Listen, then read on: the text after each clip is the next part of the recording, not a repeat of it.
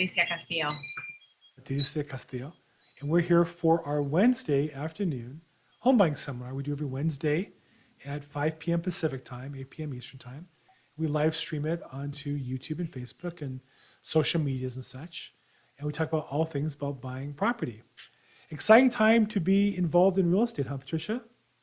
It is, Bill. And I know that we've both been very busy lately. So, as we said in our last workshop last week, closings happen every day. Every day, and either you pay attention, do the work, or you don't. I believe, I can share this with you, you actually sat next to somebody who needed to sell a house, right? I did. And that was it was at the right time, I guess I was in the right place at the right time. I always You were there, you showed up, Yes. you looked the part, you talked the part, you sound the part, you must have bathed or something. Hygienically, you were good enough, right? I smelled good that day. That day. But yes, I, talked to this client and he expressed, his interest in selling a property. And this was at a event that you host for agents.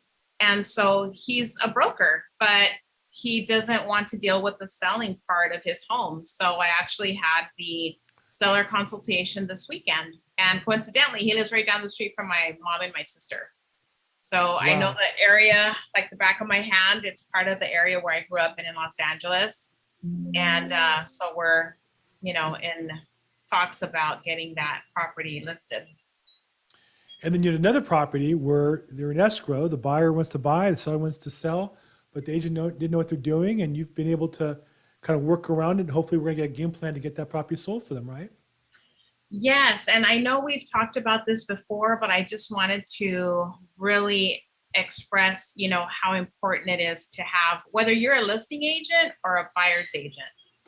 It doesn't matter what side you're representing, but it's so crucial to make sure that the buyer has locked in their rate. And I know we've said that multiple times, but this really is a problem, in today's market. I think some listing agents are moving kind of quickly, not really focusing in on those important details, or they're relying on the buyer's agent to cross off all those check boxes, right?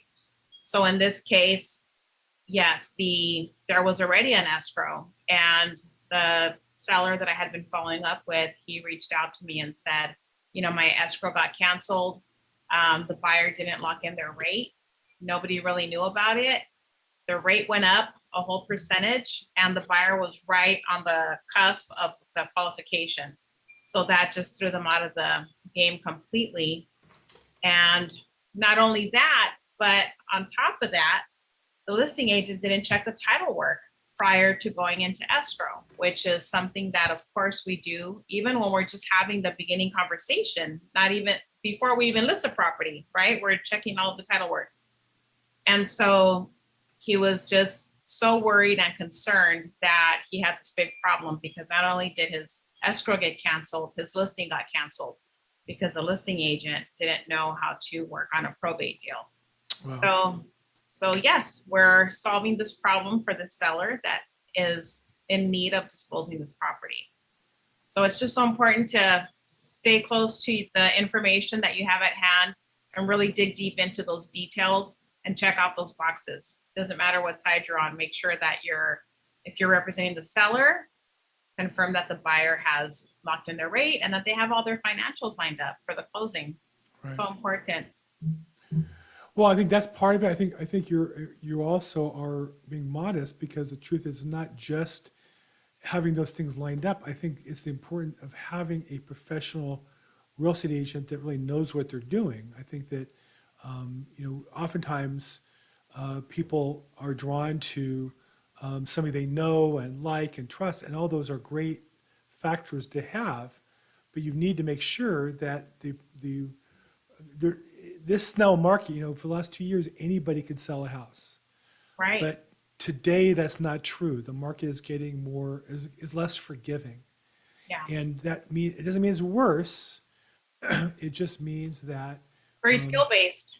It's skill-based. Mm-hmm. And for those of us who've been around for a while, like I have, it's exciting, because I much rather compete on skills than how I look on Instagram in my bikini, because the truth is, I'm a handsome guy, but I don't look that good in a bikini and Instagram. But I don't have deals falling apart because I didn't check the preliminary title report or didn't know what it means. That client did, and we can help them. And that's why Right. we have a professional agent to hold you through this process, because we're talking about a lot of money.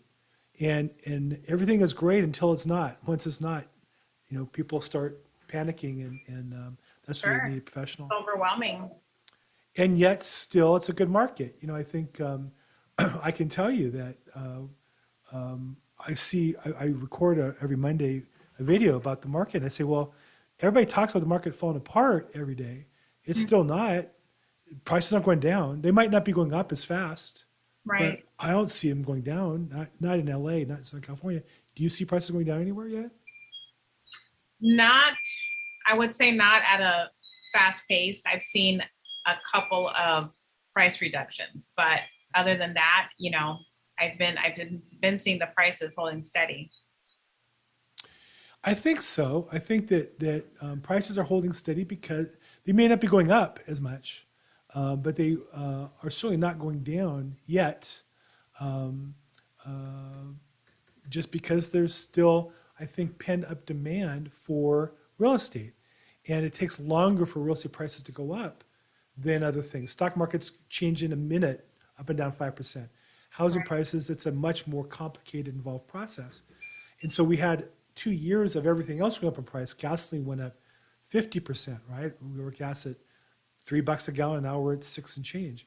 Housing prices haven't doubled in 2 years, they've gone up 50, 60%, but they've gone up. And so I think that's where buyers need to know that if you can afford a property, it's a great time to buy. And the flip side, for a seller, if you want to sell, it's a great time to sell. It always is when it's best for you. You don't want to guess the market, you want to know what's true for you. Sean Barrett, our favorite photographer, has his hand up. Sean, how can we help you? What's going on, man? No, I was just going to chime in on pricing. I've seen a few reductions where people were a little aggressive in their initial thoughts, but for the most part, it looks like, at least all the indications I've seen since May, prices have kind of flatlined. They're not going down, they're not going up, but the few that where people were optimistic or aggressive, Yeah. there's been some reductions. Well, there are price reductions because, and I had this experience. I had a client, that had talked to you for a year or two, and they wanted to sell the property, and so they looked at the nearby sales and said, "Oh, the last property it sold was sold for $1.1 million. We want to list ours for $1.2 million." And you go, "Well, that's great that you want that, but nothing else has sold for that. And by the way, that 1.1, your property is significantly smaller than that one." And they end up lowering the price. Now they're down to $950 because they were never reasonable in the first place. There was no basis for that number in the first place. You can't just make up a number. There's a market. There's buyers and sellers. And true, you want to sell it to the highest price that the highest buyer will pay, but you don't want to be unreasonable because then nobody will come see the property and it just sits on the market. And that's what's happened here. So you can't. When you see price reductions, most commonly it's because they weren't reasonable in the first place. They made up a number rather than looking at the actual data, which in years past, sellers were not that as crazy about the values they are now. Mhm. So Yep. And as far as rents go, rents are still on the rise. When I held an open house 2 weeks ago, one of the neighbors, she lives a few streets down at an apartment complex, and she came by and just, was letting me know that we started talking about the neighborhood and about the home that was for sale. And she mentioned that she lives down the street in the apartment complex and had lived there for years, and said she was just completely shocked. She received a notice from her landlord that they were raising the rent. It's not in a rent control area, so they're raising it a significant amount, right. which now she is looking to move into an even smaller place. And so I've been hearing about that too, where just recently, as of June, the rent increases were going out. I've heard that from several people as far as rents being hiked up a couple $100, really impacting their monthly budget. And that is true. I'm so sorry, just to jump in. Were Hi, you saying in Anna. rental? Jump Hi. in. Welcome to I'm our also call. renting, and I just got an increasement on my rent this month. I don't know if Right. there's a new law that changes or for landlords, but I was in the past 3 years they have increased my rent close to $600. Like they've been doing it after COVID. Like I believe this is my second time less than a year, and I don't know if there's a new law barely happened last month or this month, but yeah, we are getting those notices as the rental increases. What area are you in, Anna? I live in Oxnard. Oh, in Oxnard. Okay. Yeah. Yeah, and so we see these statistics. Of course, real estate is very, very local, but what we do see nationally is that rents are going up. And so if the population's increasing, right, and there's a misnomer in California, it's not that the population is going down. There are home sellers moving out, and there's more people coming in. On a net basis, California's population is rising. We have more people coming in than leaving. Maybe they're coming here illegally, or maybe they're coming here from other countries, and more people are leaving California than coming from other states. But overall, our population is going up. And so the population is going up. We're not building much new housing. I mean, it used to be we were building tons of housing, Rancho Cucamonga, Chino Hills, Ontario. There's not the same number of new houses going up like there used to be. There are teardowns and rebuilds, and there's some additional units, but we're not building enough new housing. We're building less new housing than we are having new people come in. So if there's more people, there's not more houses by that number, and the rents are going up. So you could not buy. That just means your rents are going to go up. And so I think that's why buying in the long run will still be a good value in California or anywhere for the near future. Now, of course, everything can change, right? If tomorrow China invades Taiwan, who knows what happens? If tomorrow Russia invades Poland and Czechoslovakia, who knows what happens? But today, there's more property than there are buyers, and the prices are feeling the pressure still to go up a little bit. Not as fast as before, but still going up. Yeah, and the That's housing awesome. demand is still there, and the new builds that are coming up are more geared towards luxury lifestyles. And Yeah. so I've seen new builds going up in different parts of Los Angeles, even Yeah. in some neighborhoods that have more established neighborhoods that have obviously been, around for years. And the gentrification is underway. And so these homes or smaller apartment buildings that are being built, I mean, they're green, they're energy efficient, and they have amazing, amenities and appliances and all these features that buyers usually want. But as far as affordable housing, we're seeing more of the luxury that's being built and offered as far as the gentrification goes in different neighborhoods. So it's hard for somebody that's, like Anna, she's experiencing the rent increase. She experienced that twice already within a very short time frame.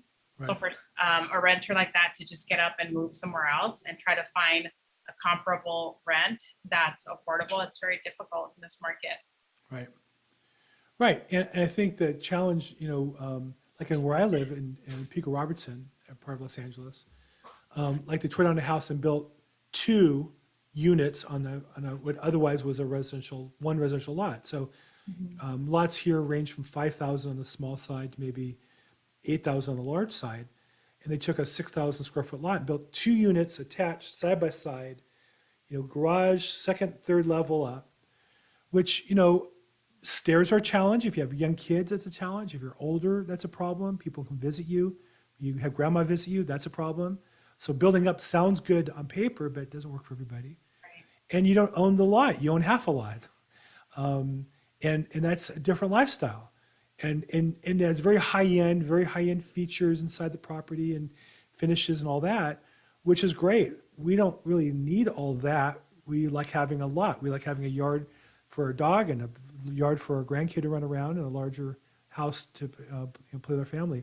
So I think the people who are looking to buy a house are going to find that still there's all kinds of alternative houses. But, the houses, the traditional single family home on a lot, they're not building any more of those. They're building a lot of alternative stuff, and it's getting more expensive, the ones that are there. I see Annabelle Pacheco. She's a nationally famous speaker on real estate investing and multifamilies and such. Annabelle, what's up? What do you see? I have been listening to Freddie Mac has a, she's an analyst who studies and is sharing some incredible information. And I've not listened to the entire, it's like an hour and 20 minutes, but I've been listening to parts of it. And she's saying that because, after COVID, a lot of people realize, and big companies realize that employees can now work from home and they can work from anywhere. Uh-huh. Where these and where a lot of people are going, she's saying, is rural areas. It's huge. She's like, focus on rural land right now, is what she's saying, because a lot of the millennials they're buying. They no longer, they were paying these high rents to be kind of centrally located and be around everywhere, but they realized that same amount of rent, that dollar amount, they can now go out and buy themselves some property, and they're going rural because it doesn't matter. They can work from anywhere. And if they have to make the commute, maybe once a month or twice a month, it's still worth it, and they own their own place. So I just kind of wanted to share that. And she was saying how we should really focus on the millennials. And, she's talking about some niches, and I'll share them here right now. She was talking about focus on millennials, focus on single women, single women, and rural land. Those are niches that we should focus on right now. And I think I'm going to become the millennial expert. I'm the millennial expert here, and start attracting the millennials. Yeah, that's the new buyer market, is, the millennials are coming into the market now, and they have money. Yes. And that's the other thing. She said, millennials are higher education, and that we as real estate agents should not scare them away because they have student loans. We should not scare them away that they can't afford for housing. They can afford for housing. They are making good money, and that it shouldn't, we really need to encourage them, have them obviously talk to a lender to get pre-qualified, but that these students loan on average, I think she said something about maybe like $40,000 is what they're in debt. And that's really not a whole lot of money. Right. So it's just pretty interesting. Yeah. I'd love for her to come speak for us, because I think she's like an encyclopedia of just what's happening right now in our market. Really, really interesting. Well, it's interesting. So she's saying to focus on millennials, but the challenge there is that, we all have our own customers, and we want to service them, whether they're millennial or whatever they are. Right. I do, and when you say they're focusing on rural, certainly rural markets are doing really, really well. Real estate is a hyper-local business, but I live in Los Angeles. Now, if someone wants to move to rural areas, love to help them sell their house. If you want to buy here, though, the question is, what's the market? Millennials could be buying in rural areas, which is true, but there's still plenty of buyers buying in. Oh, I agree. All right, we had a house up the street. Somebody tore down a house for like 1.3 and built a house and sold it for $4 million. And the couple moving in is about our age. I'm not millennial for sure. So again, it's a hyper local business, and depending on where you are. But it's interesting that they talk about that. Well, anyhow, so strategies. Any other strategies for buyers who are looking to buy today that we can help them with? Any new ideas? Have you had any buyers look at adjustable rate mortgages? The difference isn't that great on a 5 or 7 year than a 30-year fixed. Have you seen any other strategies? There's down payment assistance programs. There's with FHA. I don't think down payment is really the problem. It's the payment amount that prices so many out. I think the best thing would be to just add a little bit more, more funds to your down payment, or to your the payment that you're going to be putting down, or for your closing costs, so that you can actually buy down the rate. Even buying it down 1 or 2% percentage points would be significant. The challenge there is, or the bet there is, you pay an extra point. You're basically making a bet that over the next 5 years rates will stay high, and that you're going to be in that same mortgage, because it's about a break even. You have have the loan officer calculate for you the break-even time period.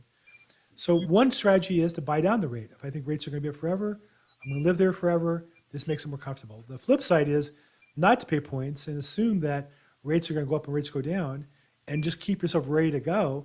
So as soon as rates go down, you hit it, you lock it, you get your paperwork done quickly. And I've had customers who've lowered their, with no cost refinances, 0.25% per time. If you lock it today at 5.5, you get 5.25 and 5. It only takes a few cycles to catch that downwind. So you can go either way. And again, I think if you're a buyer, if you're scared of the long run, like Patricia said, buy down the rate and lock it in. If What you're about, not, I'm sorry. go ahead. What about prepayment penalties? Do you think, because I have seen a couple buyers getting into loans where there is a prepayment penalty. Do you think it's best to buy out the prepayment penalty, or do you take the loan with like that 3-year prepayment penalty? Well, if you're talking about a sophisticated commercial investor buying a multifamily or commercial property, that's a different animal. No, I'm Generally, talking, homeowners should not accept prepayment penalties. The bank is always smarter. It's like betting against Las Vegas at the casino. You don't want to bet money against the casino. The standard Fannie Mae Freddie Mac loan does not have a prepayment penalty. There are banks that offer that, but they calculate out that they're going to make more money by offering it. So there are loans out there right now, the non-QM loans right. and then let's say, a second home or an investor, and they're offering you a fixed rate. But Well, again, that's a sophisticated buyer. That's not a first-time home buyer or a second home. Okay. That's a sophisticated buyer who has enough finances to have a second home or have a commercial property. And they all have their own timeline. They have their own liquidity issues. They have their own business issues. I don't know that you could, should you look at them? Yes, you should look at your options and with your loan advisor or your real estate agent, get the best decision for you personally. But what I'm going to talk about is the 90% of home buyers who are buying a house or buying a new house. I would say those are qualifying loans. They're not going to have prepayment penalties generally. And when lenders offer that, usually it's to your detriment. To a commercial loan, it's different. That's just their way of guaranteeing a certain return, and they're going to break even over 3 or 5 years no matter what you do. That's just the way that they price that business. Yeah. But I think when consumers start looking at buying it out, generally, when you look at the calculation to buy it out, the bank's glad to have you pay extra to buy it out because they've calculated they're going to make more money that way. As a general rule, like a multifamily. But for regular homeowners, you should never accept a prepayment penalty on your primary residence. That generally is a losing proposition. Okay, so anything else you want to talk about? Is that a wrap for today? Anything else you want to jump in with, Annabelle or Sean? Hi, Sean. Shout out to Annabelle's kids today. We saw Giovanna and Christian on Friday at our Agents Helping Agents event, and then we saw Christian today on the Tony Robbins event. So shout out to Annabelle's kids. She's putting them to work and teaching them how to improve their lives. You've been in the family. Yeah. Yeah, I was so bummed I couldn't make it Friday. Those were great events. It was good. It was Yeah. good. You're gonna, next one is August? Are you gonna do one? August 5th. First Friday of the month Mhm. in Diamond Bar. Got it. I won't be there, but you guys should have a good time. Yeah, right. You're funny. Actually, Sean, I'll let you know. I have a listing coming up that I'll need pictures. Awesome. Your which one was it? The condo up in Paris. yeah, that one got a lot of traction at least on the internet, it looked like. Yeah. Did it go well? It's super smooth. It sold above 385. And that's a really good price. And I'm in escrow on another property. In there, I represented a buyer, and we're at 403. Nice. Market is, that's what I'm saying. I mean, market is shifting, or it's kind of adjusting. But in certain pockets, I mean, I thought I was going to pick up, I honestly thought I would get this property for my clients for like 390. Max, we were going to go to 395. And they had offers at 410, but no one removed loan and appraisal contingency, but I did.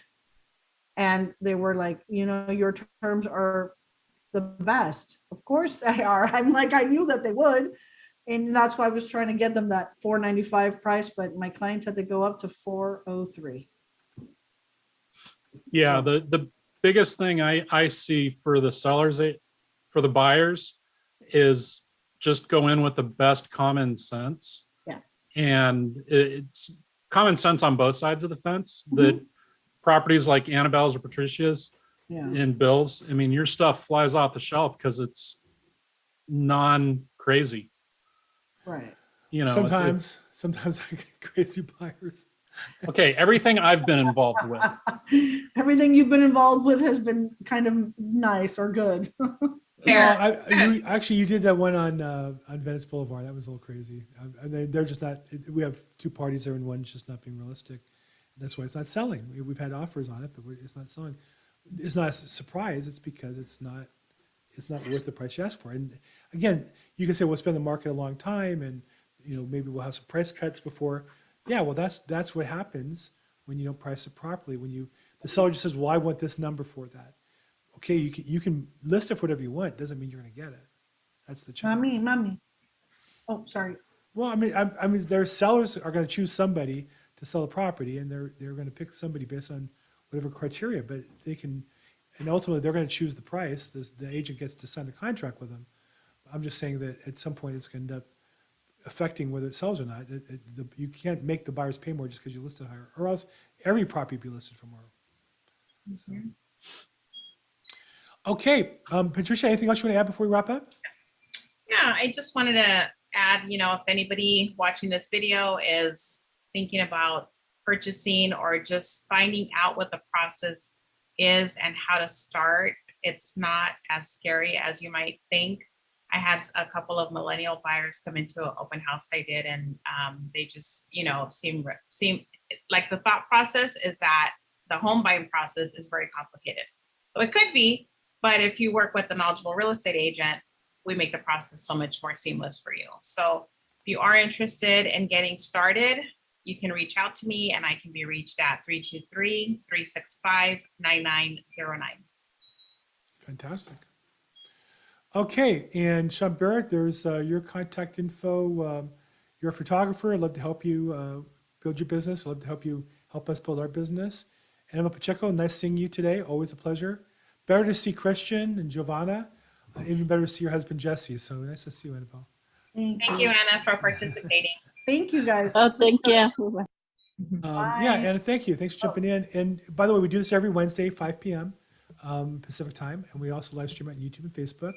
Hope to see you guys again next week. If we can help you, reach out to Patricia or me, and make it a great week. Thanks, everybody. Thank you. Bye. Bye. Take care.